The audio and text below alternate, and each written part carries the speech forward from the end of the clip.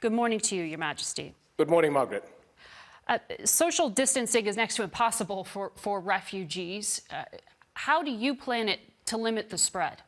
Well, we acted quite early on, and that helped us flatten the curve quite well. We created, obviously, some tough measures in lockdown and quarantines that are over the whole country, although we're in the process of opening that up slightly. The challenge with refugees, obviously, they're about 20% of our population. The majority are not in refugee camps, so that is a challenge. But we treat every person inside of our borders, whether you're a Jordanian citizen or a refugee, in the same manner. Excessive testing has helped us figure out what our challenges are, but definitely a country with a 20% increase of its population through refugees, it's a major challenge as we go into the future.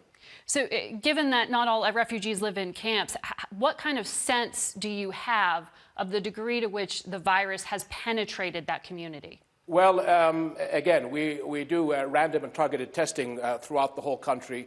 Refugee camps, because obviously people are much closer together in living conditions, was something that we looked at earlier on. So there is a lot of testing. The lockdown on the quarantine has helped Jordan sort of flatten the curve quite quickly. The cases that we've had over the past week are under 10 people every day. We average 15, give or take, on a weekly basis. So it seems that we've got things under control and within the capabilities of our medical and health establishments. But again, there's always that question out there, is there a gap in society that you don't know of?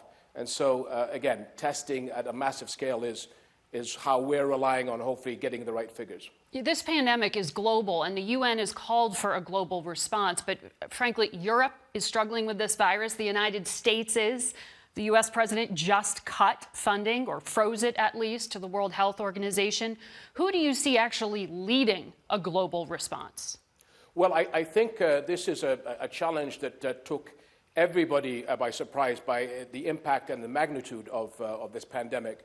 And I think the question is, nobody is going to get a perfect score on this issue. Each country has different ways of handling it, nuances of their societies and what their country faces. The question that I think you're alluding to is, where are we 4 months, 6 months, a year from now? Do we understand that this is a new world that we're living in? This is a disease, a virus that crosses borders. It's an invisible enemy.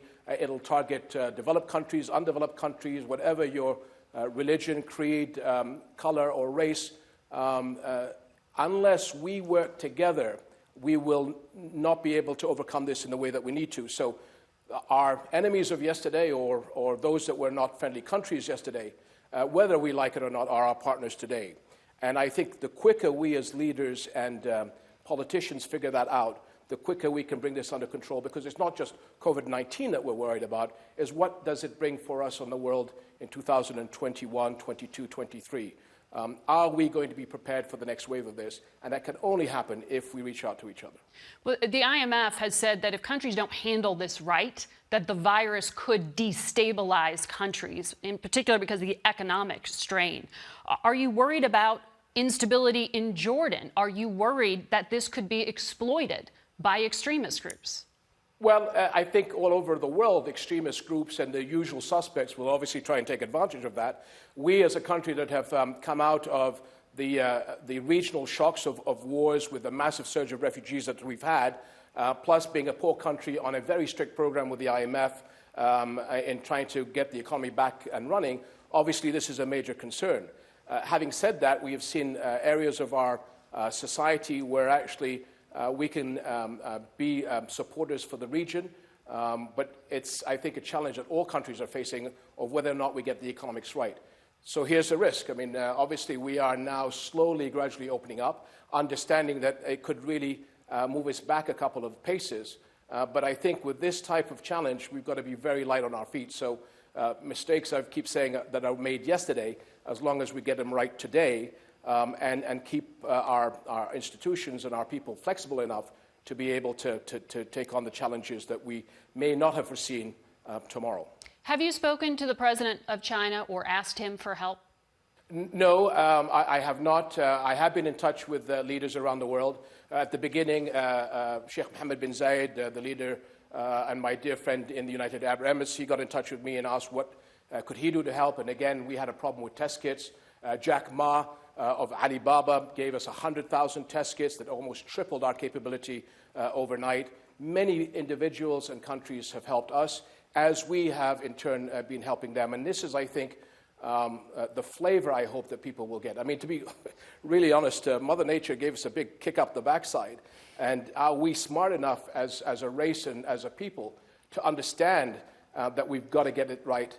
And do we now serve humanity in the right way to be able to make sure that everybody is looked after? Because those that have not are going to suffer as much as those that have. And if we don't reach out to those that are in need, even though we may have limited resources, it is, at this stage, doing what's right to help all of us because we're all in the same boat. Your Majesty, thank you for your time. Thank you very much, Margaret.